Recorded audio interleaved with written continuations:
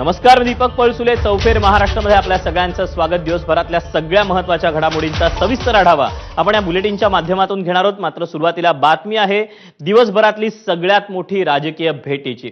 महाराष्ट्राचा दौरा आटपून भोपाळला रवाना होण्यापूर्वी अमित शहांना उपमुख्यमंत्री एकनाथ शिंदेंनी सह्याद्री अतिथीगृहावर सकाळी 9:30 वाजता गाठलं. 10 वाजेपर्यंत म्हणजे जवळपास अर्धा तास अमित शहा आणि एकनाथ शिंदे यांच्यात चर्चा सुरू होती. रायगड दौऱ्यादरम्यान एकनाथ शिंदे पूर्ण वेळ अमित शहांबरोबर होते.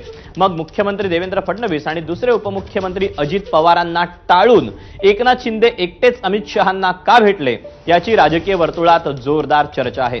ज्यावेळी एकनाथ शिंदे आणि अमित शहा यांच्यात सह्याद्री अतिथीगृहावर खलबत सुरू होती त्यावेळी मुख्यमंत्री देवेंद्र फडणवीस नागपूरसाठी रवाना झाले होते तर अजित पवार बारामतीत होते.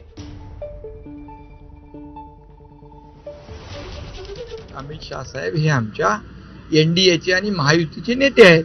त्यांची सदिच्छा भेट घेणं याच्यामध्ये काय राजकारण, काय याच्यामध्ये कुठलाही राजकीय विषय असला पाहिजे असं काही नाहीये. त्यामुळे सदिच्छा भेट आहे.